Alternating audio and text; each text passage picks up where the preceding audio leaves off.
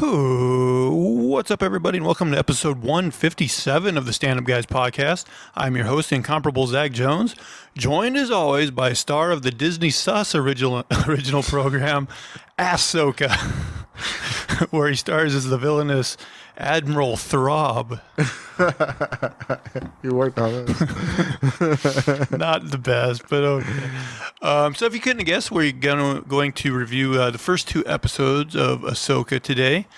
And this will be full of spoilers. But before we get into spoilers, and we will be doing a deep dive review in these episodes, covering all the different scenes and everything. But AJ, I'm curious where you are just as generally a fan on Star Wars stuff, because Star Wars is weird for me, because I would call myself a casual Star Wars fan, despite the fact that I've watched a lot of Star Wars content. Like I think I've watched everything live action, as far as like the movies, the TV shows, and I've even watched animation wise. I've watched the Clone Wars cartoon, and now like because I wasn't finished with Rebels, but because this show references Rebels, I was like, oh, I better go hurry up and get through Rebels. So I've watched Rebels now as well. And I've even read some of the comic books, but despite consuming so much Star Wars, I'm still feel like I can't talk as authoritatively on it as I can, certain like superhero stuff. Right. And I'm on the same boat as you, except even worse situation compared, like when it comes to experience with the franchise. This is gonna sound bad. I tried to get into the old movies, like the original ones.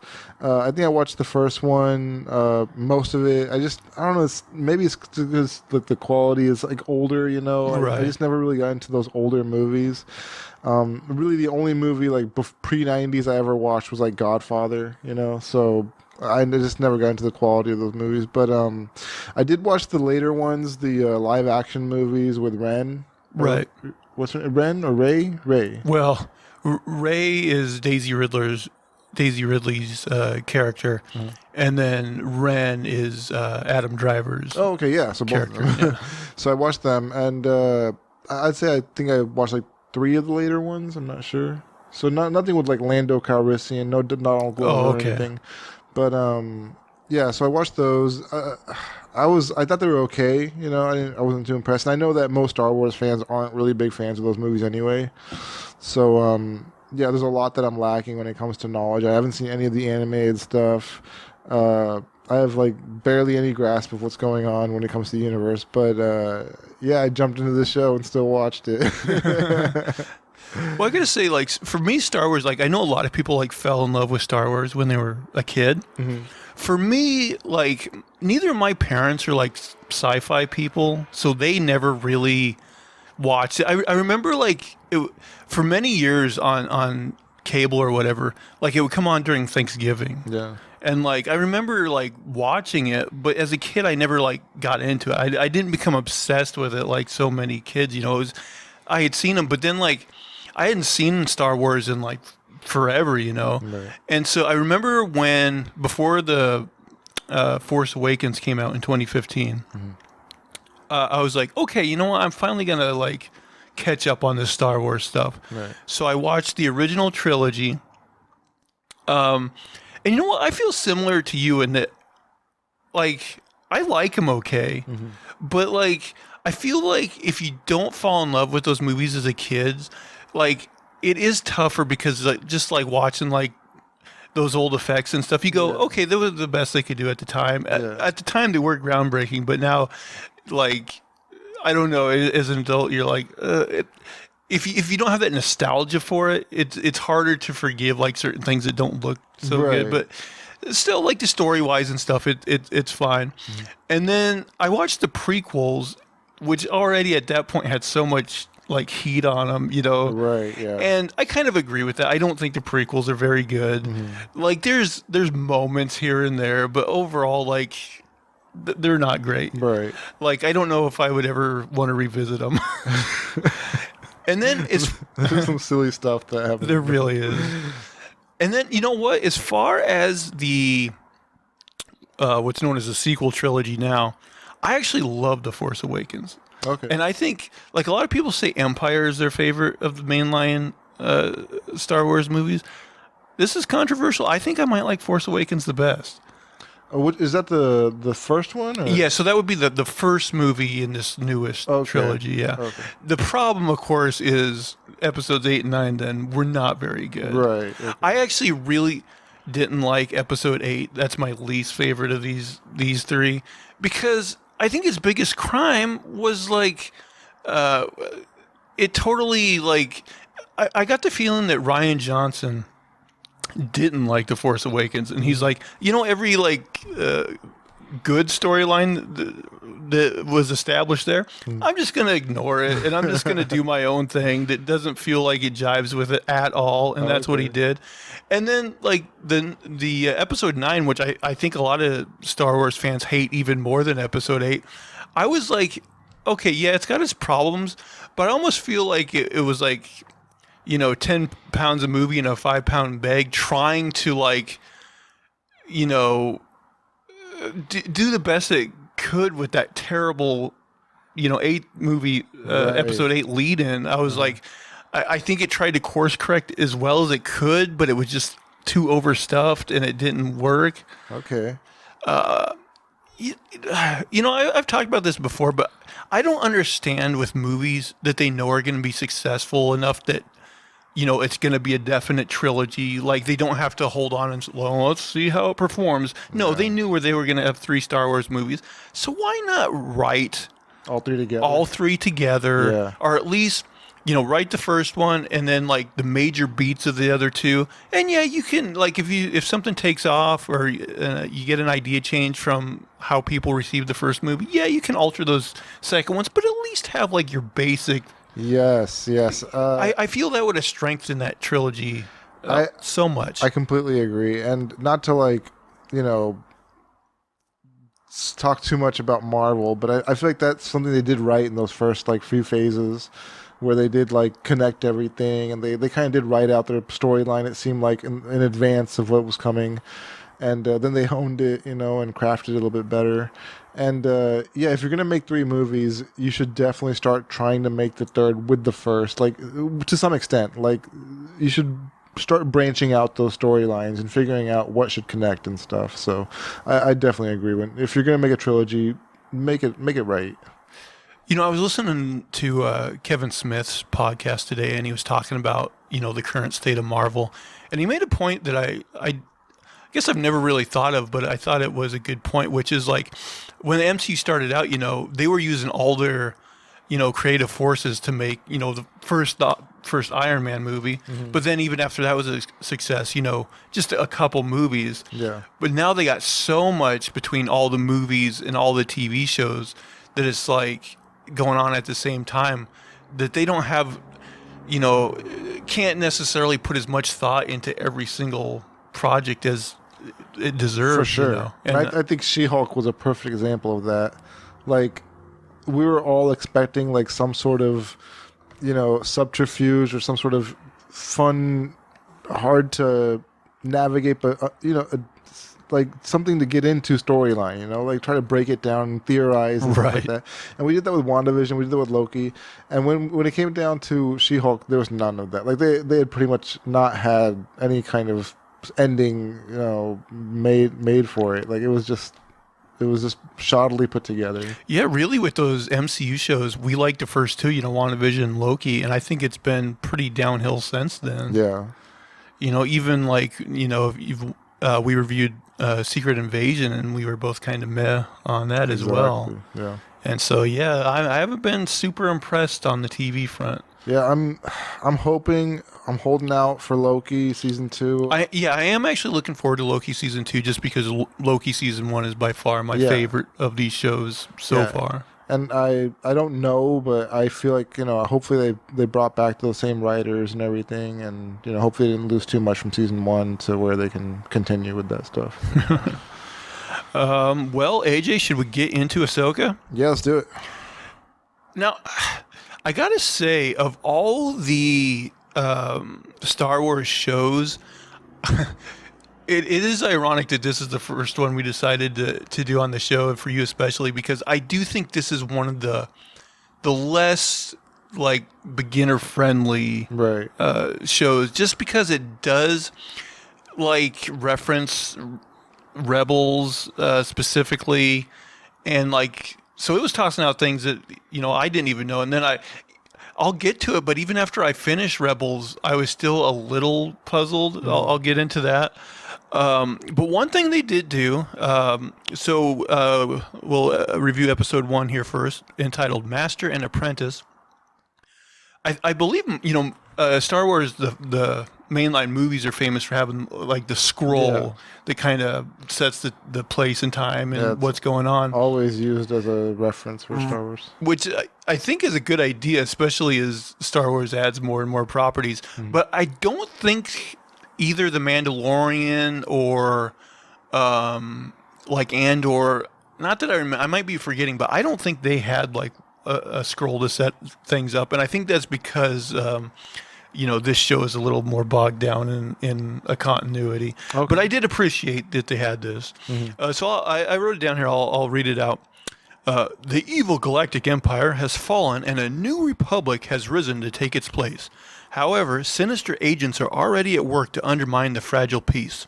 A plot is underway to find the lost Imperial Grand Admiral Thrawn and bring him out of exile. Once presumed dead, rumors are spreading of Thrawn's return, which would galvanize the Imperial remnants and start another war. Former Jedi Knight Ahsoka Tano captured one of Thrawn's allies and learned of a secret map, which is vital to the enemy's plan. Ahsoka now searches for the map as her prisoner Morgan Elsbeth is transported to the New Republic for trial. I mean, so that's a lot right there. That I'm almost like, did they want to shoot more episodes and then they found out they couldn't, so they just summarized that? Yeah, I mean, it was interesting because the person they captured seemed like a really high-level person. You kind of want to see like how they interrogated that person and got the information out of them and what happened in that whole instance. Yeah, I was almost wondering if that was in Rebels, but I don't think it was. Okay. And I'll get to another thing that, like, before I finished Rebels, I was like, oh, I bet that's in Rebels. And then it ended up not being in Rebels, and I was like, this really scratched my head. Now, are you familiar with the basic timeline of Star Wars as far as, like, when the movies take place? I don't know the time at all. So I'll try to set the stage a little bit for you here. So after, so the prequels, episodes 1, 2, and 3, basically the big thing that happens at the end of episode 3 is the Emperor he calls down Order 66, which makes all the clone troopers, the stormtroopers at that time, basically turn against the Jedi. Okay. And so, during that time, there's like thousands of Jedi, but after that order is given, basically, almost all of them are wiped out. There's, a handful left that are in like hiding and stuff. So Rebels takes place between episode 3 and episode 4. Okay. So it's a really bad time for the Jedi. The Empire is reigning supreme, basically, And so then the original trilogy happens, episode 4, 5, and 6. So at the end of episode 6, the good guys win, the Empire falls, and the New Republic starts. Right. So this show takes place 5 years after episode 6. So 5 years into this New Republic forming. Okay. And also, The Mandalorian takes place at this exact same time frame. In fact, if you watch The Mandalorian, Ahsoka shows up in an episode or two of that show. Gotcha. So there's a little crossover there. So yeah, Rebels, which is going to feature characters in this, took place between episode 3 and 4, and then the whole original trilogy happened, and this is 5 years after that. Yeah. Which, I always wondered what the time period was of the original trilogy, because there is like time in between those movies. Yeah. But I think I heard canonically, this might be wrong, that it's actually only like a 3-year span. Really? Yeah, which I would have thought it would have been more. Between the first 3 movies? Yeah. Wow. That's pretty quick, yeah. I mean, for a whole galactic empire to like right to fall. You would have thought it would have been more, but okay. So with that kind of base put down, we'll get into it. So we start out, a New Republic ship encounters a small craft, which gives them old Jedi clearance codes, and says they want to talk to the prisoner on board the ship. The captain is skeptical, but says he wants to meet these so-called Jedi. Now, here's my thing. So this captain is like, I don't believe these people are Jedi. I think they're liars or whatever. Mm-hmm.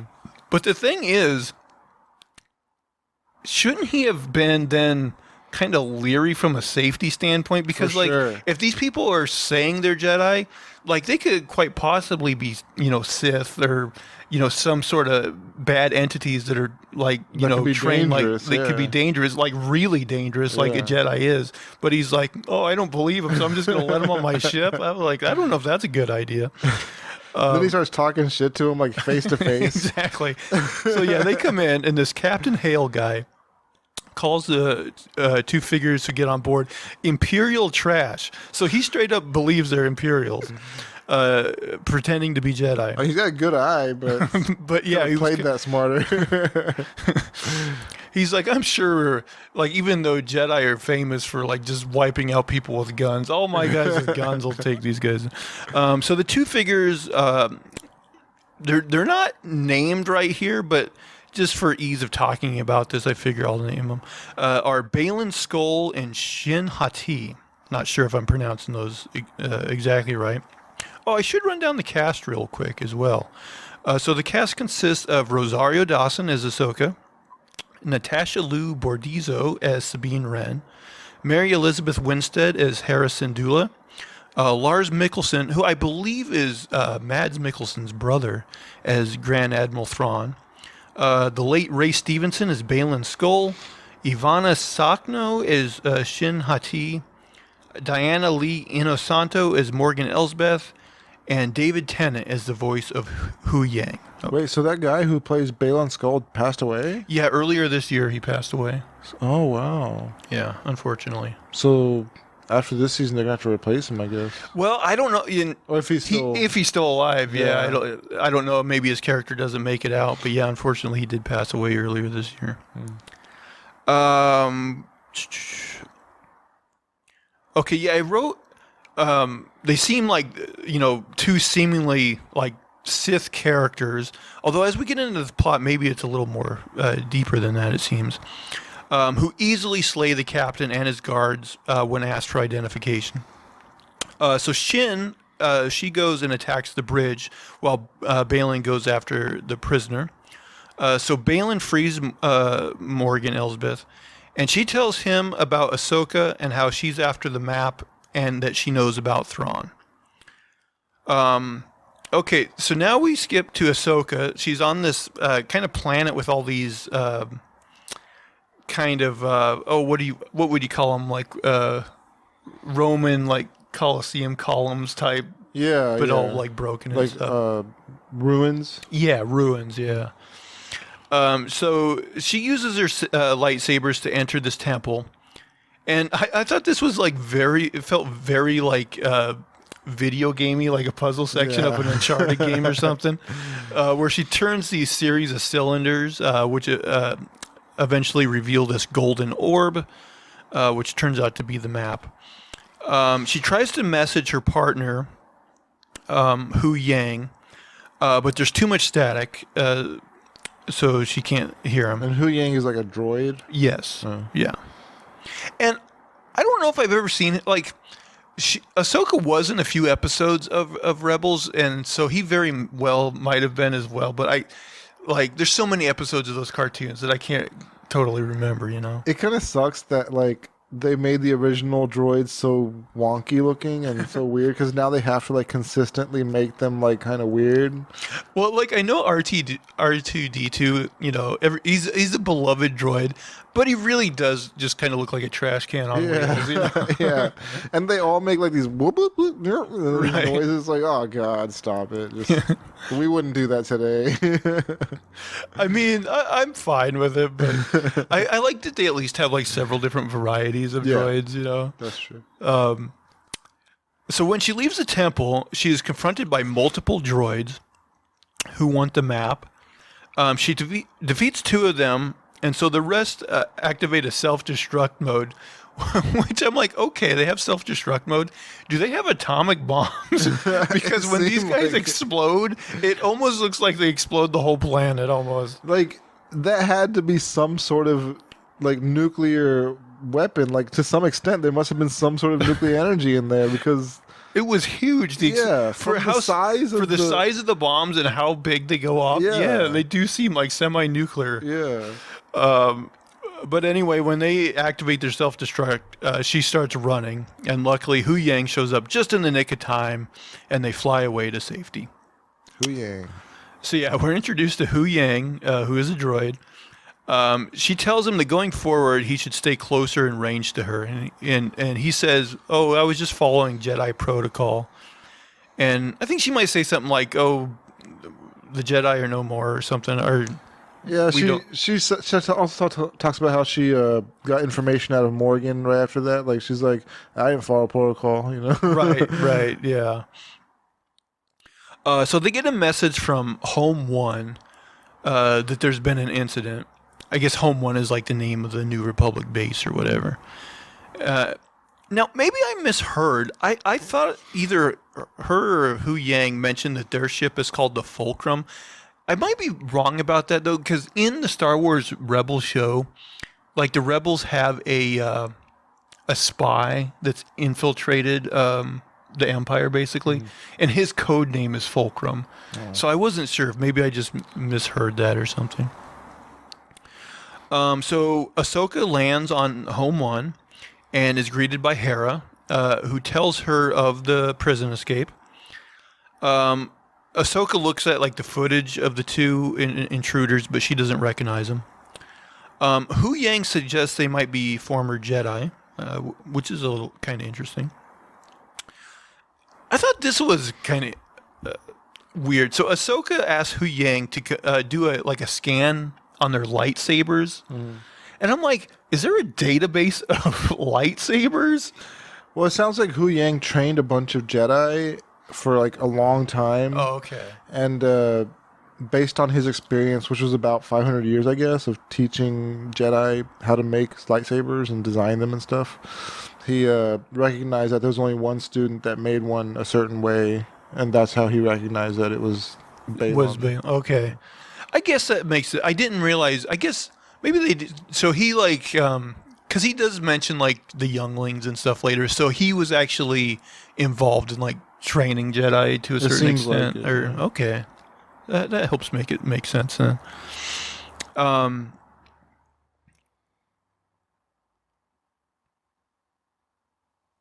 Okay, so Ahsoka shows Hera the map to Thrawn, and Hera believes Thrawn died at the Battle of Lothal.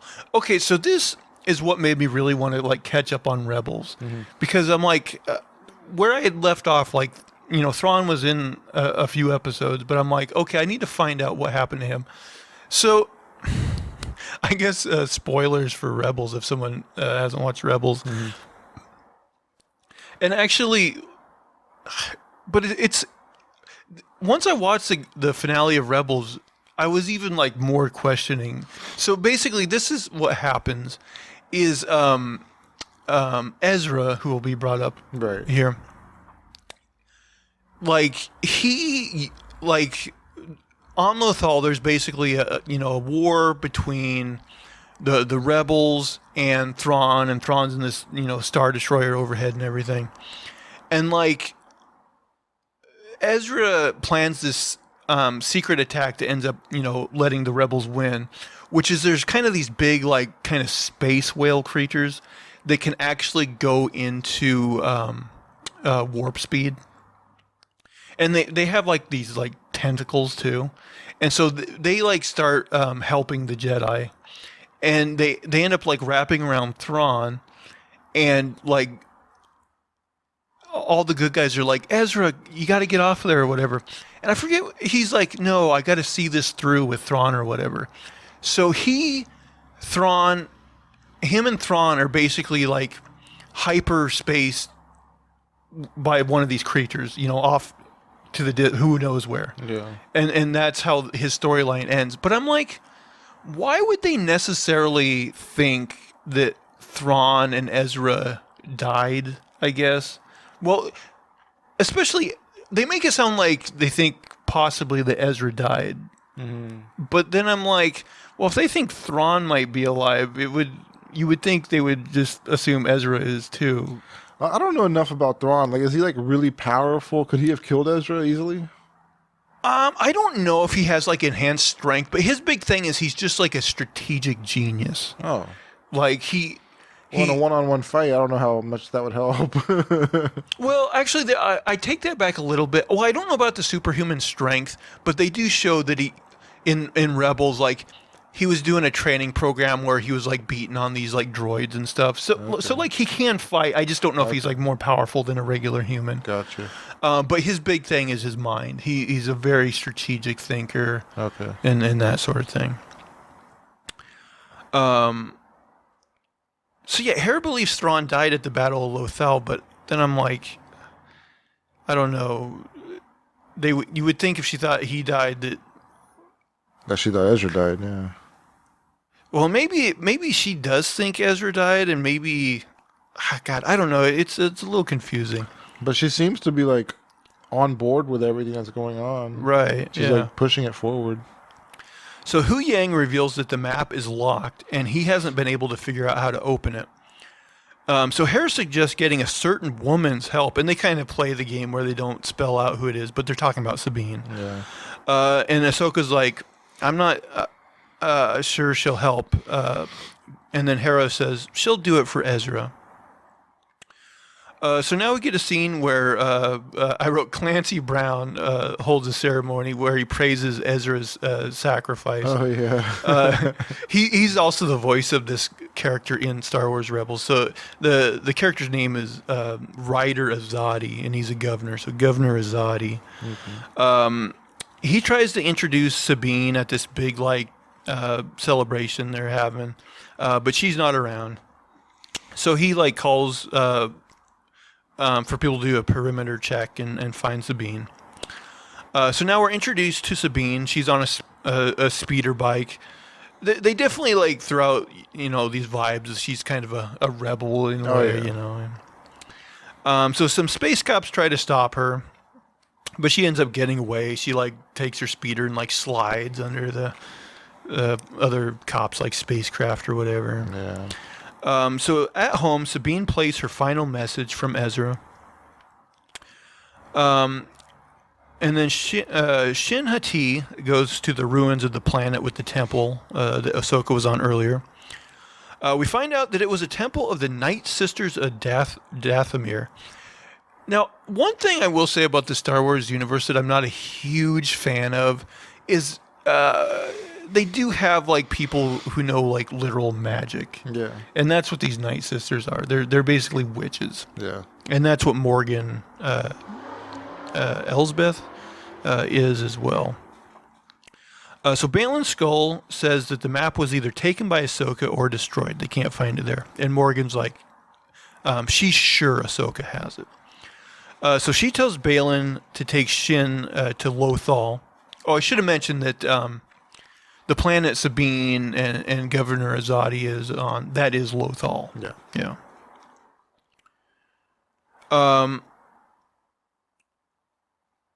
Okay. So, she tells Baylan to take Shin to Lothal. So Sabine is awoken by a nightmare about Ezra dying, and she sees Ahsoka's ship fly overhead. So Sabine goes to, I guess, the capital or whatever there to meet with Ahsoka, who gives her the map and tells her she thinks she knows where to find Ezra. And again, so this conversation made me think that at least Ahsoka believes that Ezra's still alive. Yeah. Or they're like, oh, no, we're going to go to his dead body, maybe? I don't know. A map to his body.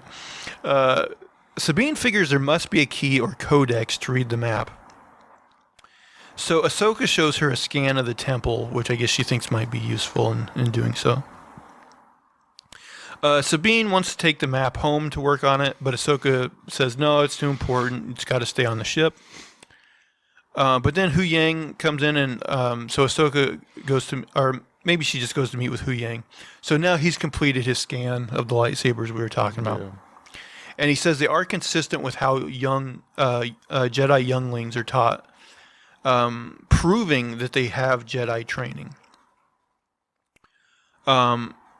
Which I think is one of the more interesting aspects of the show that I guess we'll find out is like exactly like the origin of the two villains here. Yeah. And like, you know, it seems like they used to, well, him especially used to be a Jedi, yeah. They mention.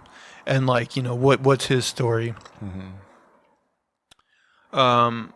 Yeah, he recognizes as one of the sabers as belonging to Baylan Skoll, who disappeared at the end of the Clone Wars. Ahsoka discovers that Sabine took off with the map. We find out that Sabine is being tracked by Shin Hati, who is now on Lothal. She had like a droid, like, you know, looking after her.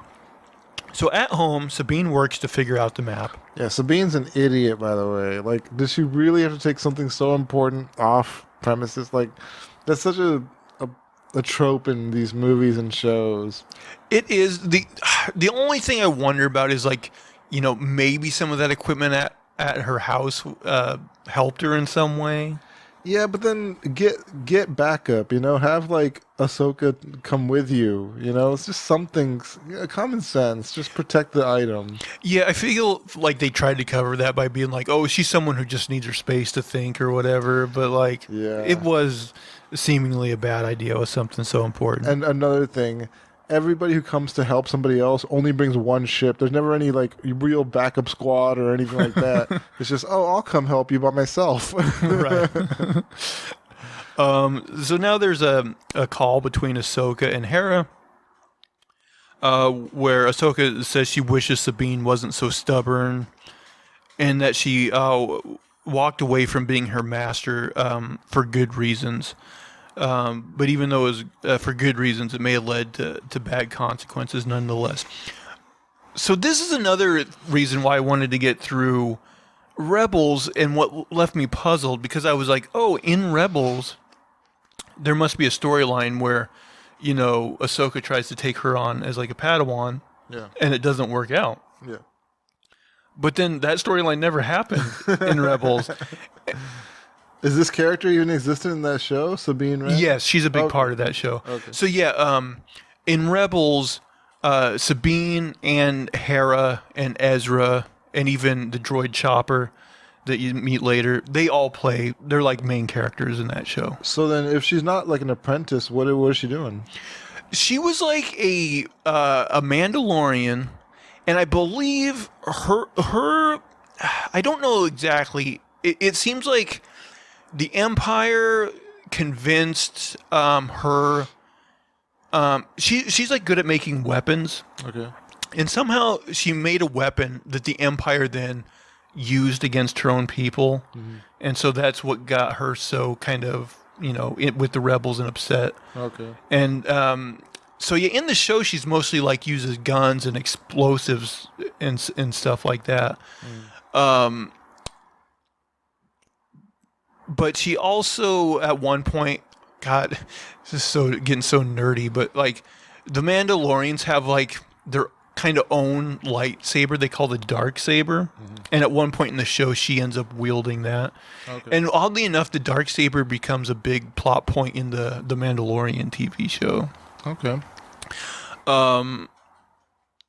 But the other thing is like you know, most of the time when somebody takes on somebody as like a Padawan or whatever, like they show like force sensitivity. And, like, I can't remember, like, every episode of Rebels, but I don't really remember her, like, showing that during Rebels. Right. So, like, I'm hoping that this show maybe at one point kind of flashes back and shows this story of, like, you know, Ahsoka trying to take her on and why it didn't work out. Yeah. Because, like, I thought I was going to get that in Rebels, and I really didn't, so. Okay. Unless... Is there going to be a new episode tonight, actually? I think so. Yeah, it's Tuesday right now. So. Yeah, we're a little late getting this review out, but we still wanted to talk about So Sabine does figure out the map back at home, but then she's attacked by Shin's droids, one of which steals the map. So she calls Hu Yang for backup, and Sabine grabs her lightsaber and goes after the droid, but then of course she runs into Shin. They fight for a while, and then Sabine ends up getting stabbed by Shin. But Shin runs away once Ahsoka shows up. And then the episode kind of ends with Sabine passing out due to her wound or whatever, Which is pretty nicely cauterized by that. Well, that's the one thing about sabers is like, people in Star Wars are like losing limbs and stuff, but their wounds are automatically cauterized by sabers. Totally fine. But like, I mean, she was stabbed right through the middle, so if she survived that, she got pretty lucky, really. I think somebody mentioned that, like, there's other Star Wars saber fights where people got stabbed like that and died. But like, I guess she was just lucky, like a millimeter to the right, and she would have been done for,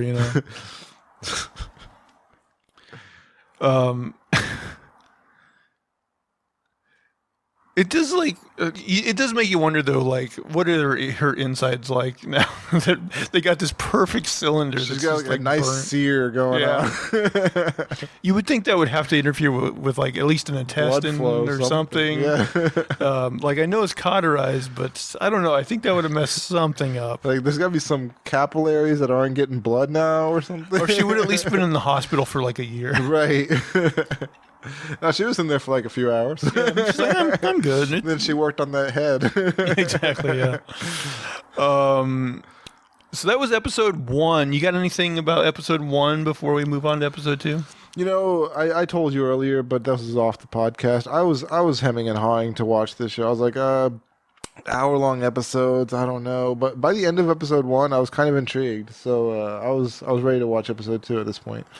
I'm okay with the hour-long episodes, though, because some of those Marvel shows have those episodes that are only like 35 or 40 minutes, and those almost seem like too short.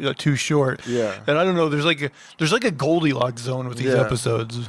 No, actually, after watching them, I do appreciate the length now. Yeah. So that was episode 1. AJ, should we move on to episode 2 of Ahsoka? Let's do it. So this one is entitled Toil and Trouble. So we begin with Sabine waking up. She tells Ahsoka that she opened the map. She said the path was between 2 galaxies, but they took the map before she could decipher it.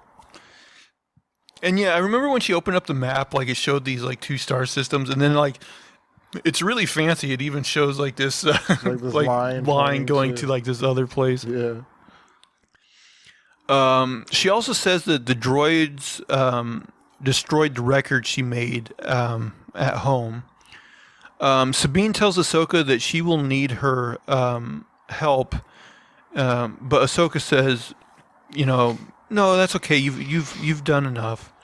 Not in a bad way, but like not in a crappy way. But she's like, no, you've done enough with what you've done here. Like, you did good.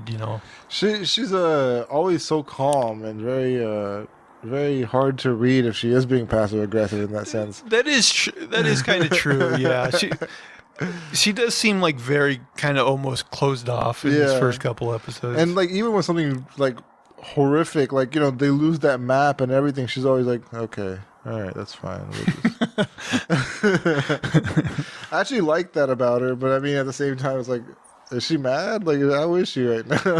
Yeah, I gotta say, and maybe she was directed this way, but in these first couple episodes, it does seem like she's, not like super emotional, but I guess that could be a characteristic of the Jedi as well, because they're kind of, taught to like control their emotions and things like that. Right.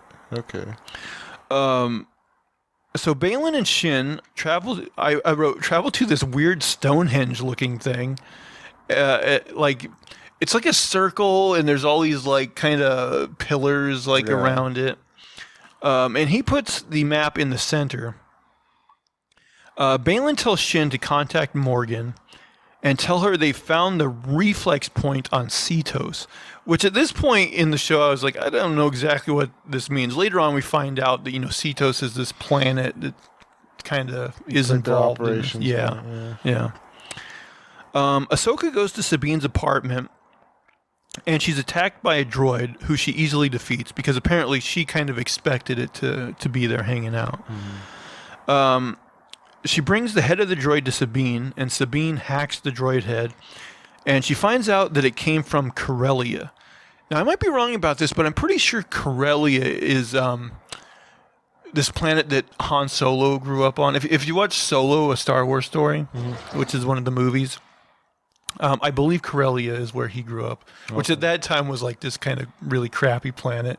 At this point in time, though, it looks like they've kind of made it a better place. Ever since they got rid of that Han Solo trash guy, they could improve the planet.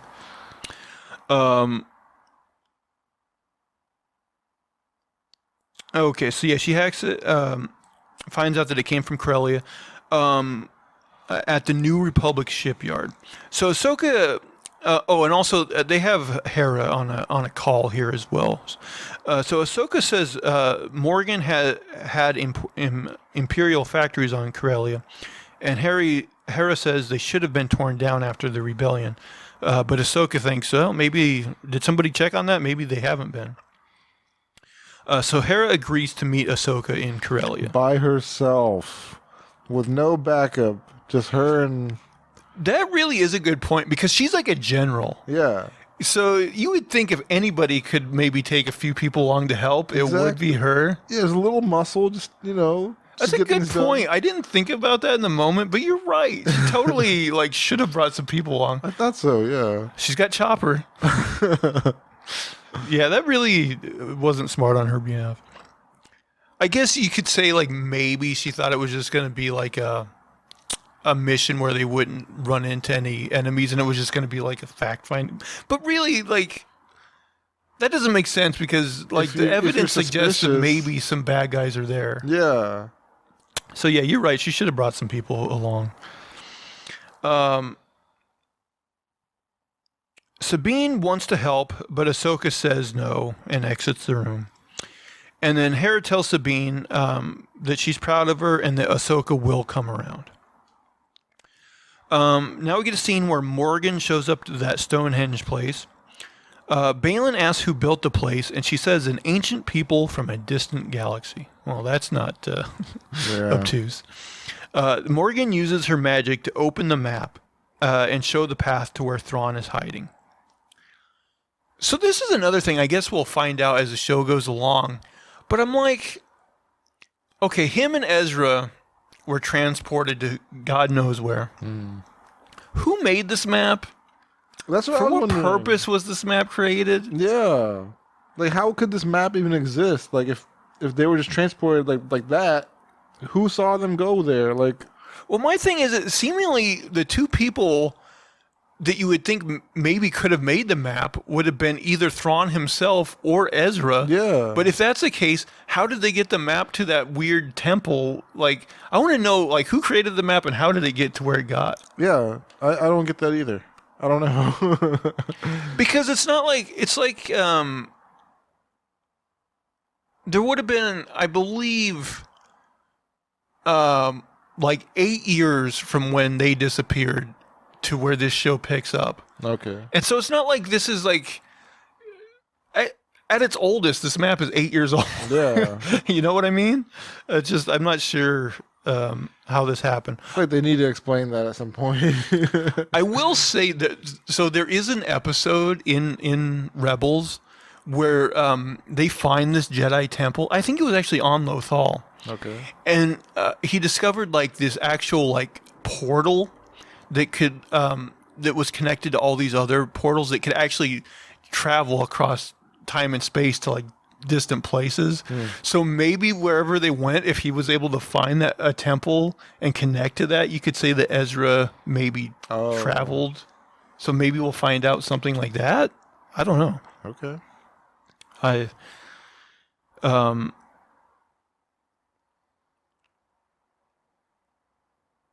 So Baylan says the children of the Jedi Temple call it the pathway to Peridia, which I thought was weird. Just in the like, what are you talking about? This is the first time you would have seen this pathway on this map or whatever. Why would they have already had a name for it? That line confused me a little bit. Or he's like, no, they call every pathway the pathway. Anyway, Balin says the path ahead is cloudy.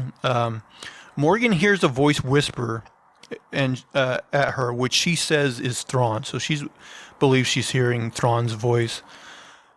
I mean, maybe we'll find out that isn't Thrawn's voice, and that's the voice of some evil entity that made the map. Maybe. I mean, I don't know. Yeah. I hope it is something even bigger. Morgan says the Eye of Sion is on its way. Some Lord of the Rings. Yeah, that's the Eye of Sauron. Yeah, very similar. Now, I was confused here whether the Eye of Sion... well, at first, the way she talked to her, I thought the Eye of Sion is a person, but then, like... At the end of the episode, we find out they're building that huge thing with all the hyperdrives or whatever. So I was like, okay, is that the Eye of Sion then? I don't know. I was a little confused there. Shin, so I think Morgan leaves, and then Shin has a conversation where she asks Balin what happens when they do find Thrawn. He says for some, it'll mean war. For others, a new beginning. And he says for us, it'll mean more power than we could have ever dreamed of. So Balin tells Shin to go to Corellia and assist Merrick with the final transport. And I should have mentioned, like, in episode 1, when the bad guys went back to that temple planet that Ahsoka was on, and she found the map and it was all burnt because of the bombs, there was like this hooded figure with him, and that's this Merrick person. Okay. So she goes... he tells Shin to go to Corellia and assist Merrick with the final transport. So Ahsoka and Hera go to Corellia, and they meet with this supervisor there, who tells them that all of Morgan's assets were like dissolved or like inventoried by the New Republic. Repurposed, yeah. And they want to take a place, and the guy kind of doesn't want to do that, but Hera throws her weight around as a general so that she can take a closer look. On their way there, the supervisor mentions that there are several like ex-Imperials that work at the factory and in the New Republic government. But the supervisor says he doesn't worry about their loyalty because they are loyal as long as they get a paycheck, basically. Mm-hmm. Then Hera tries to convince Ahsoka to take Sabine back on as her apprentice.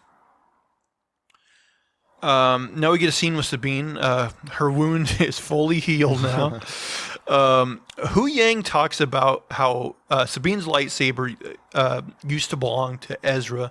That's another thing that happens at the end of Rebels, is Ezra ends up... I forget if he loses it or... I think he maybe... I think what happens is there's a scene where he has to meet with Thrawn without his weapons, so he gives the saber to her. Okay.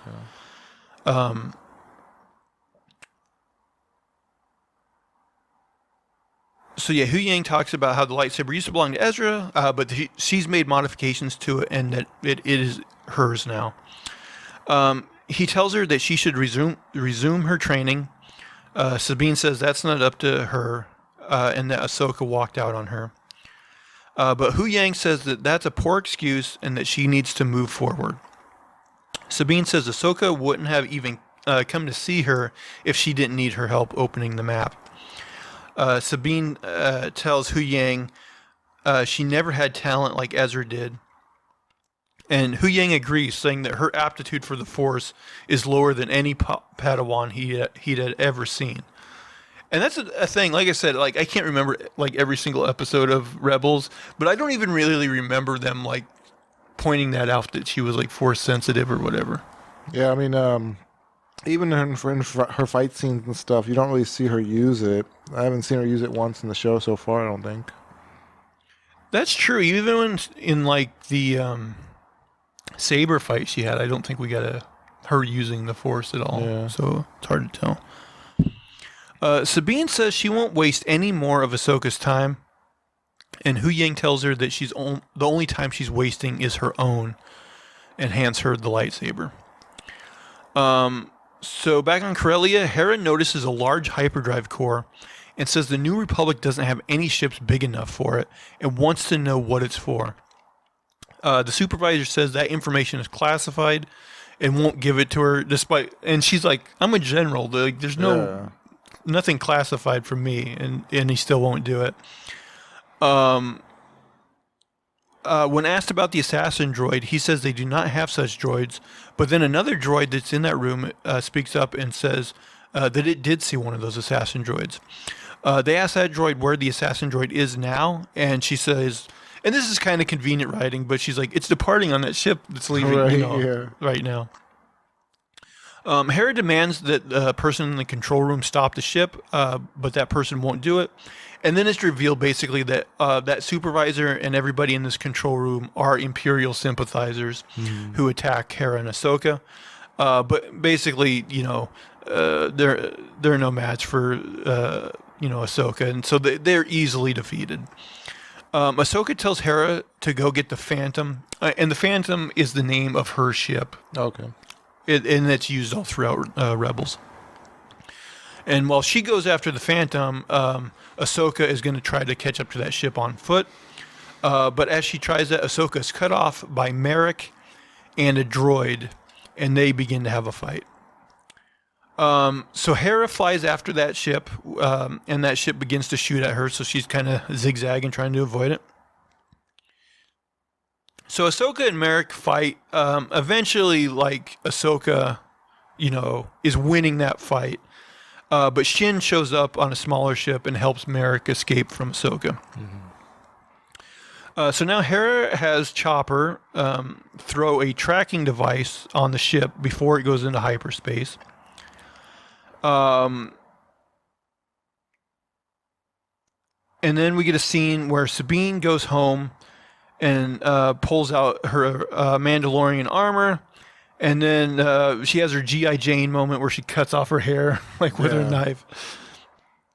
You were talking about how, the noises some of the, droids make and stuff. They totally do this thing on... Well, actually, I guess Star Wars...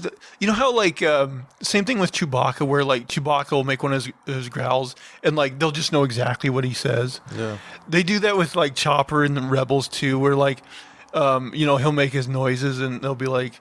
They'll know exactly what he said. But in the case of Rebels, instead of just beeps and boops, it'll actually sound like he actually says a certain phrase. It's just mumbled. Okay. So it almost he'll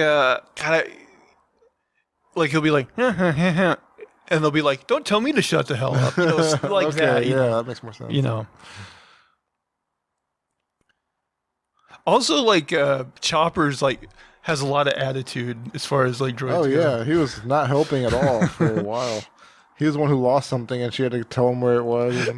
I was listening to a podcast that mentioned that scene, and they're like, he's a droid. He should have a photographic memory. Yeah. He should know exactly where that tracking thing is. Now Ahsoka gets a call from Sabine, and she says she's ready. And so Ahsoka meets with Sabine.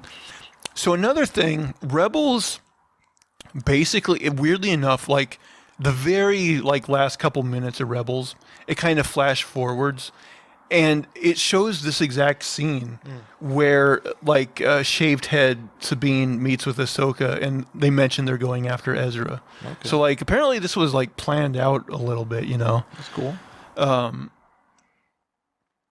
Hu Yang interrupts to say that the ship with the tracker was traced to the Denab system and is in orbit around the planet Cetos, which we mentioned earlier.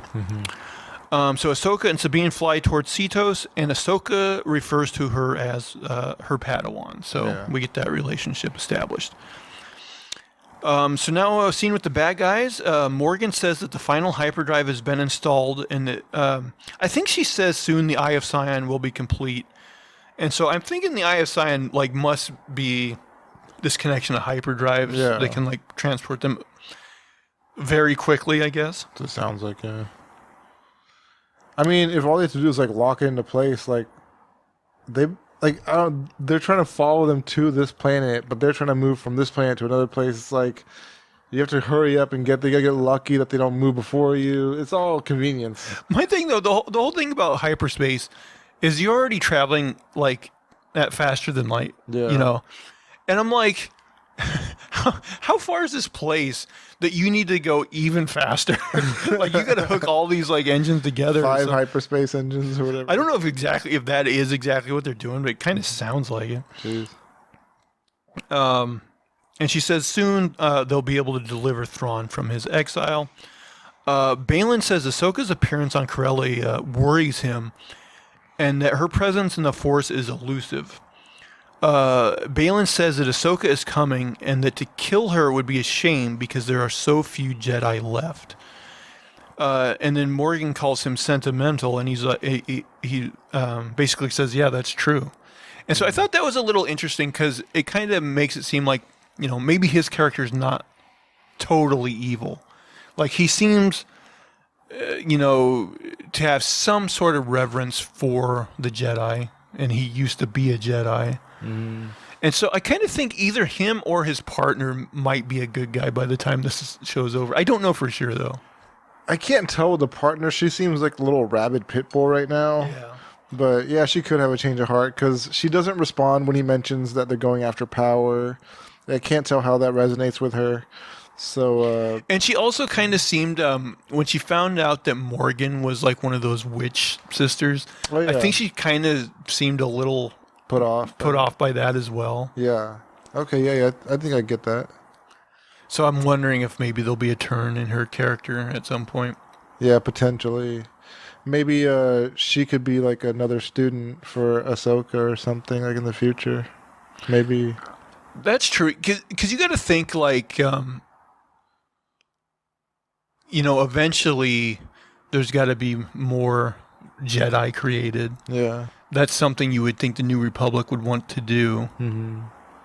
But then it's like, you know, we know eventually that, you know, Kylo Ren and his First Order group are able to kind of rise up and give the Empire, like kind of build the Empire, you know, back up. Mm-hmm. And it's like, I guess that's a story they'll have to tell at some point.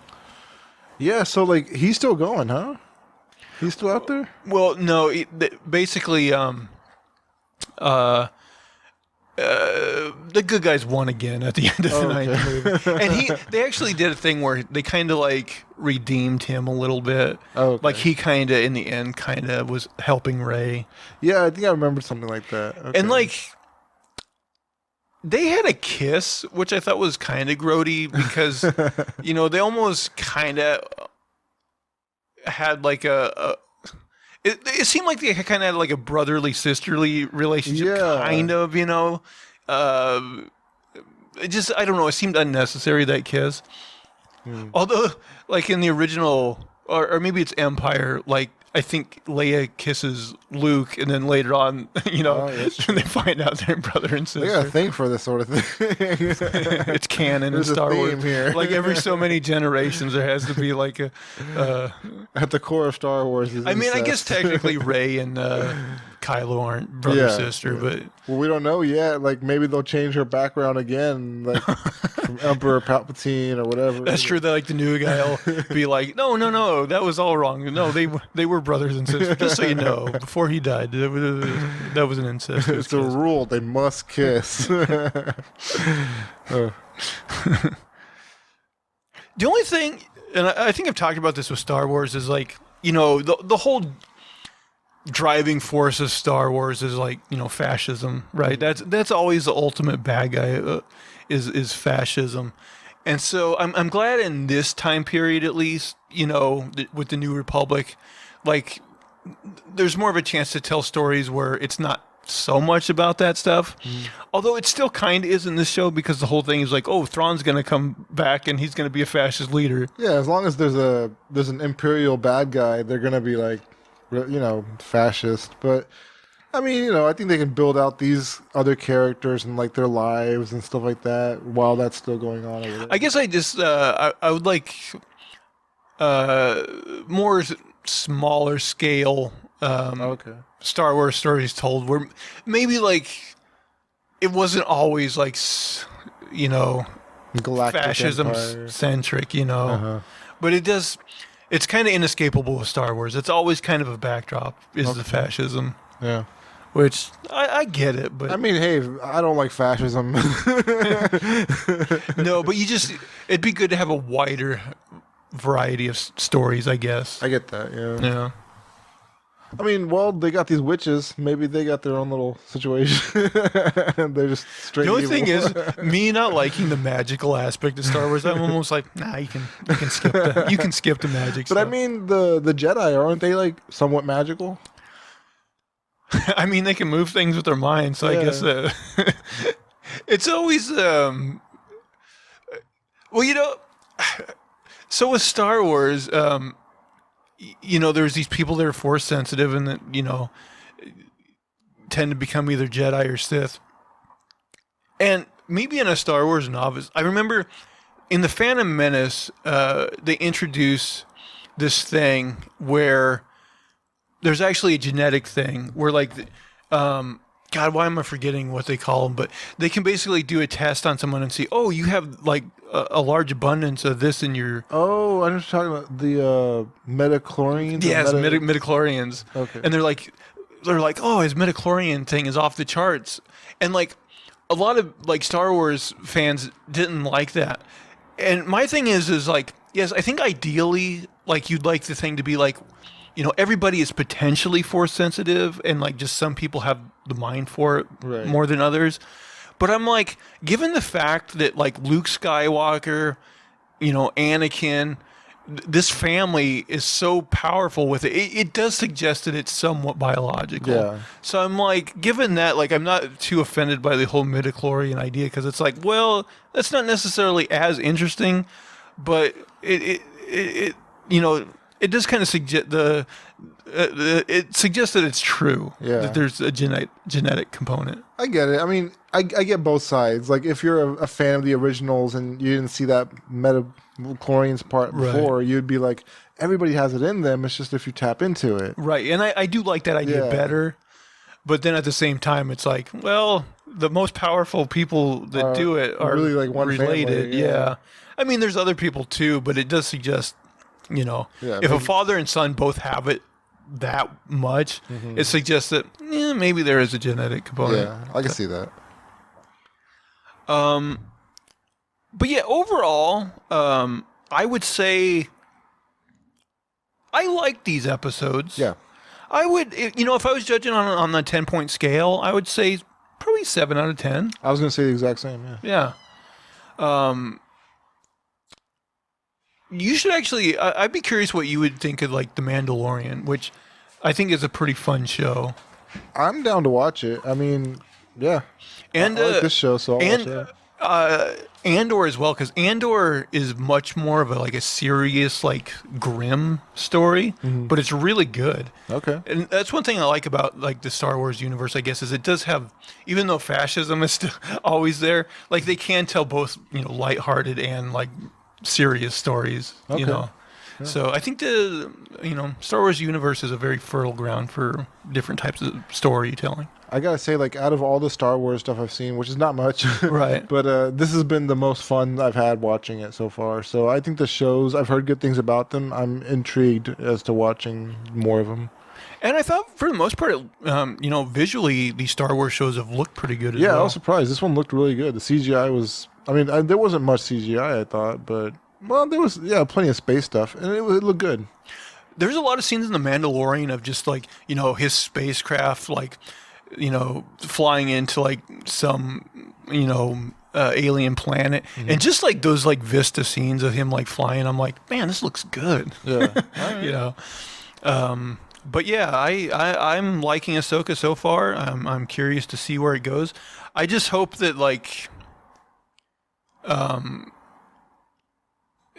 still a little fuzzy on like I said, after I watched Rebels, I'm like, boy, this didn't connect the way I thought it would exactly. So I hope by the time it's done, it just like, oh, okay, yeah, that did make sense. It did go from Rebels to Ahsoka and all make sense and not leave me scratching my head.